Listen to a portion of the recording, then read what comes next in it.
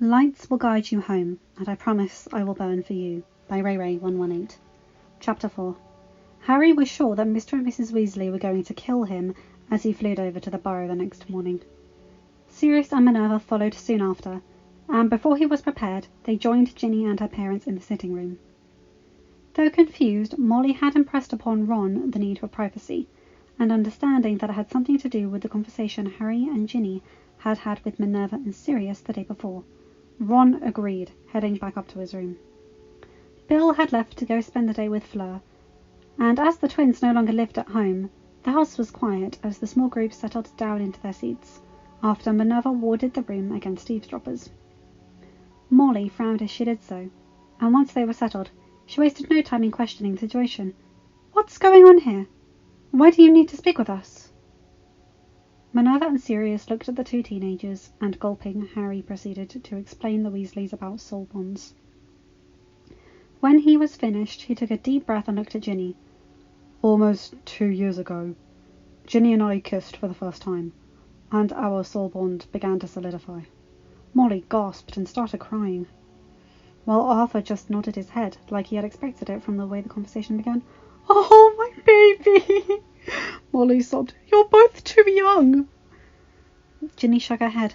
"Mum, age is just a number. Neither Harry nor I have been a child in a while. I thought you understood that, after you agreed that we would need to be involved in this war. This soul bond has nothing to do with age. It means that Harry and I were destined to be together. We were meant to be together. From the moment I was born. Neither of us was forced into something we didn't want, Mum."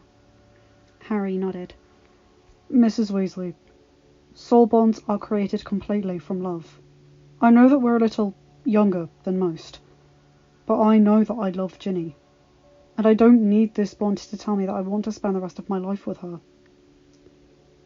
Mrs. Weasley's crying intensified, but now it was from happiness, as she lurched forward and gathered both teenagers into a tight hug. "Oh, my babies," she whispered. Harry swallowed harshly as he heard her include him in that statement. Molly and Arthur had been like surrogate parents for him, ever since that first summer he had escaped to the Burrow. He was understandably emotional to hear that she was including him as she thought of her children. Pulling back, Molly whipped out a handkerchief and dabbed at her eyes. Harry took a deep breath and looked at his in-laws. Wow, that would take almost as much getting used to as thinking of Ginny as his wife. "According to the goblins, Ginny and I are married." He had to pause for a moment as Mrs. Weasley let out a gasp and another sobbing cry. Ginny reached out and grasped Harry's hand, squeezing tightly. Harry looked over at her and smiled softly. He turned back to Molly and Arthur. "Under their laws, I'm entitled to my inheritance, and as my wife, Ginny shares in my wealth. I made the executive decision not to receive my lordship ring, since that would draw unnecessary attention. If we wanted to, we could move into Potter Manor, and no one could say anything about it." He saw Molly and Arthur about to object, so he hurried on. "We don't want to alienate anyone. We don't want to put any of you in an uncomfortable position. Even with this bond, we know we're still young. Neither of us is planning on moving out anytime soon." He cleared his throat and felt a knot in his chest loosen at the proud smiles Sirius and Minerva were wearing. "That being said, you need to understand that we're not children. We'll promise to exercise responsibility and restraint, and you'll agree to treat us like adults." Mrs. Weasley opened her mouth to speak, but Arthur cut her off, nodding his head. "That sounds like a reasonable deal." Molly looked at her husband beseechingly, but Arthur sighed and shook his head. "No, Molly. He's right. They're not children anymore, and we can trust them to be responsible." He looked at the two teenagers. "I don't want to lose my baby girl. Now, I think you were right to not accept your lordship ring just yet, Harry. And, in the same vein, it would undoubtedly call undue attention if you were to suddenly call us Mum and Dad. But perhaps you should start calling us Molly and Arthur. And, may I say, welcome to the family, son." Harry felt himself choke up just a little at Arthur's gentle smile, and Ginny leaned into his side, grinning at her father's attitude.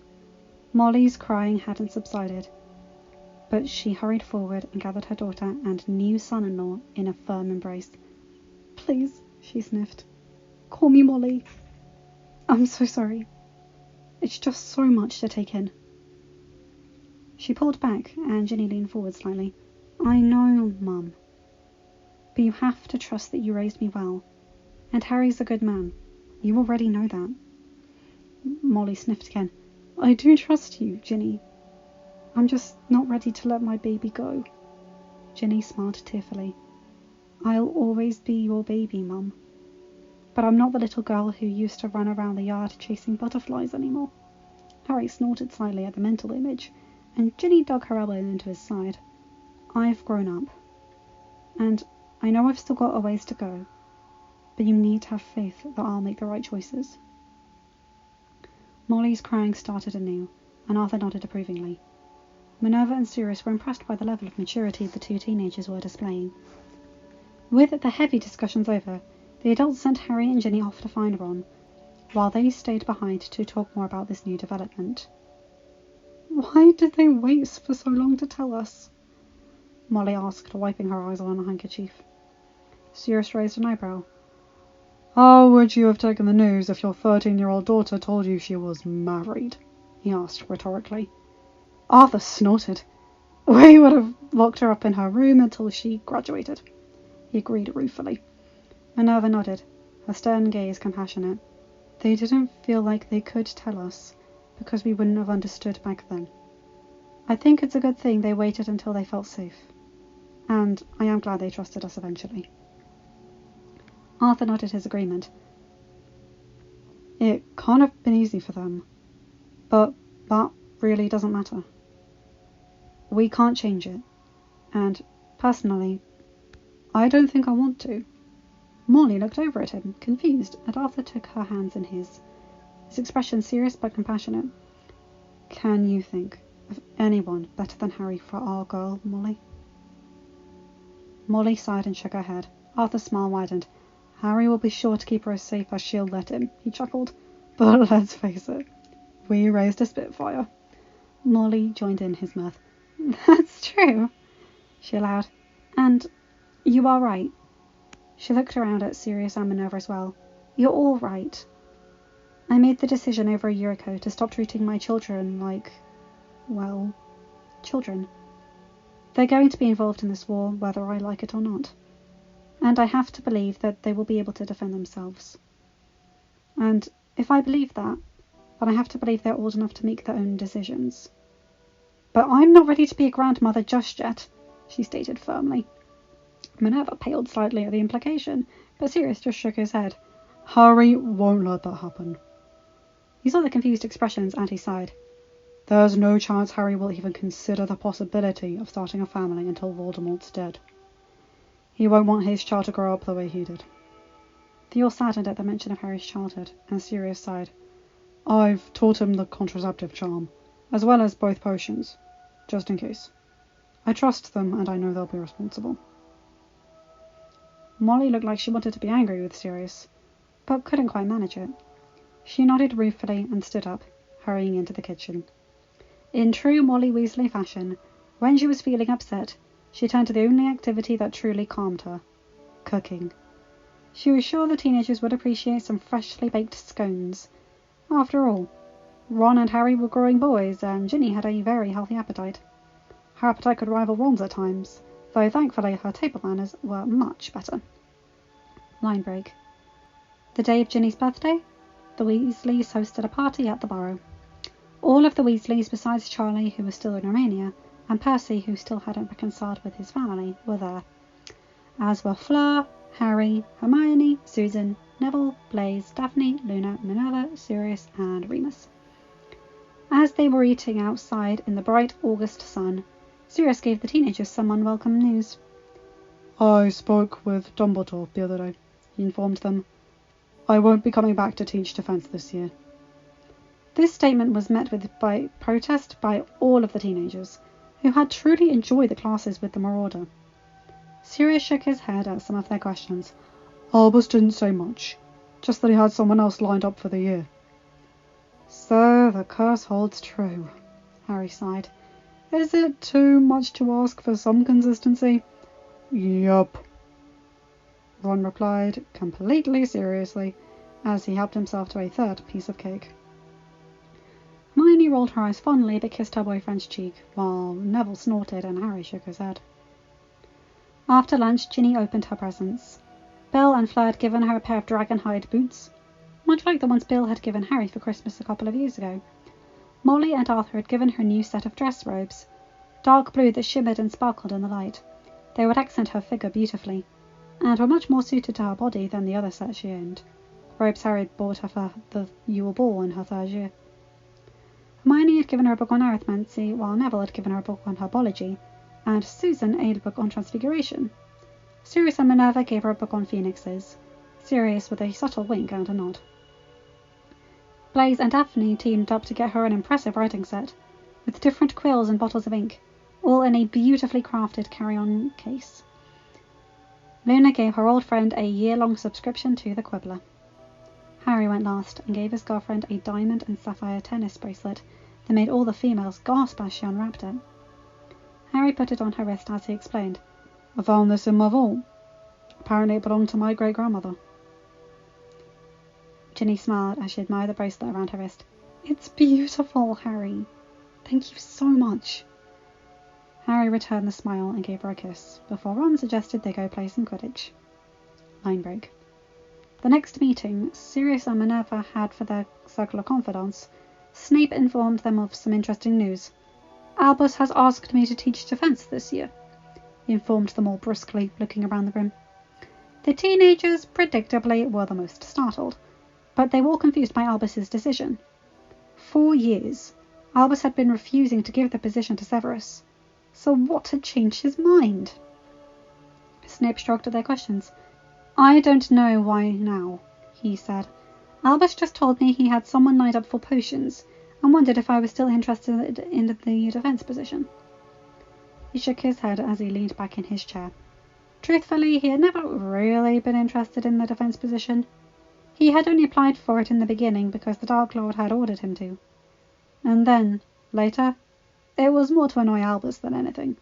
He much preferred potions.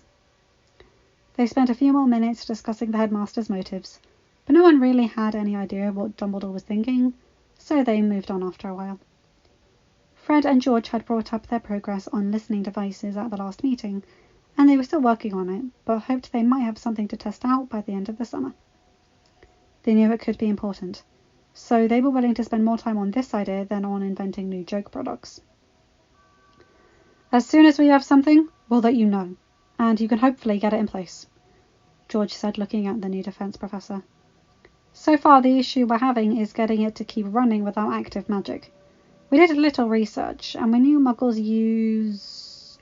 He looked over at his twin for help with the name. Tabaries? Fred asked, tilting his head to the side. Hermione snorted. Batteries, she corrected. Most batteries can last months or years before they die. Why do you need to find an alternative to magic? Harry sighed. If the device has active magic powering it, a scan could pick it up. If it's used passive magic, it shouldn't show up unless someone actively searches the room physically and finds it. George nodded. We'll keep working on it, and we'll get it. Harry smiled. I know you will. Just keep us updated. Fred Mock saluted. Will do, boss, he chirped. Harry rolled his eyes as they moved on to another topic. A few days after that, Minerva intercepted Ron and Neville as they headed into the dining room for lunch after an intense dueling session. With Professor Snape's appointment to Defense Professor, Albus has rehired Horace Slughorn, the former potions professor, to take Severus's previous job. Horace is quite happy to take any WT students who achieved an E on their exams. I feel it might be prudent to ask the two of you if you're interested in continuing the class this year. The two teenagers looked at each other for a moment, before they nodded their agreement. Minerva smiled tightly. I will pick up your textbooks today, and then get them to you tomorrow. Thank you, Professor. Neville said, with Ron nodding his thanks as well, before the two hurried down to the table to join their friends. When Neville told them about what Minerva had said, Sirius put down his fork. "I remember Slughorn," he commented. "He was the potions professor when I was in school." "Is he any good?" Harry asked, curiously. While Hermione shot him a look over his choice of words, even though she had been wondering the same thing. Sirius sighed. "He's certainly competent," he allowed. "You should know, however, that Slughorn has his favourites. He had this club, called the Slug Club. He had this knack for picking out those who would become famous or successful, and he would gather these kids whose parents or relatives were well known. He was a man who enjoyed the finer comforts in life, very well connected, and a box of crystallized pineapple could ensure you a good recommendation from him." Sirius rubbed the back of his neck and shrugged. "I don't want to put you off him before you meet him, but you should be aware that he will undoubtedly try to collect you for his club. You too, Susan," he said, looking over at the girl. "And perhaps the rest of you, as you are the best in your years. I just want you to be on your guard." Harry grimaced. "Great," he muttered. "More people to look at him and couldn't see past his damn scar." Sirius leaned forward and nudged Harry's hand, causing his godson to look up. "Don't judge him before you meet him," he advised, "but be aware of who he is, and don't just trust blindly." Harry nodded. "I never do," he replied. A hint of steel in his voice reminded them all of the reason why the teenager couldn't just trust anyone. They finished their meal in silence and headed off to spend the rest of the afternoon having fun. Sirius told them that they needed some fun to alleviate the stress, and sent them outside to enjoy the summer sun. Line break. The week before September 1st, a large gathering took place at McGonagall Castle, an end of the summer party where most of the circle Sirius and Minerva had gathered were in attendance. In fact, the only person from that group who wasn't there was Snape. They spent the day outside, playing Quidditch, enjoying the impressive lunch spread the house elves had put together, and having pleasant conversations with their friends. It was towards the end of the afternoon when Bill stood up, and clearing his throat and calling everyone's attention to him. "I'd like to say something," he started nervously. Looking at all the eyes on him, he coughed and looked down to his side, where Fleur was sitting, smiling beautifully. "Fleur and I, well," he looked at the ground before taking the part Veela's hand in his, and looking back at the group. "Last night I asked her to marry me, and she accepted. We're engaged." Molly started crying, and she jumped up and hugged her eldest son. "Oh, my baby boy! I'm so happy for you!" she sobbed, clutching him tightly. Arthur stood up as well and joined his wife and son. Bill was looking a little short on breath as his mother held him, but he reached down and accepted his father's handshake, his expression happy. Molly let go and reached out to Fleur, gesturing for her to join in and share in the joy. "Oh, welcome to the family, dear," she sniffed as she hugged the young woman. Fleur's responding hug was just as tight.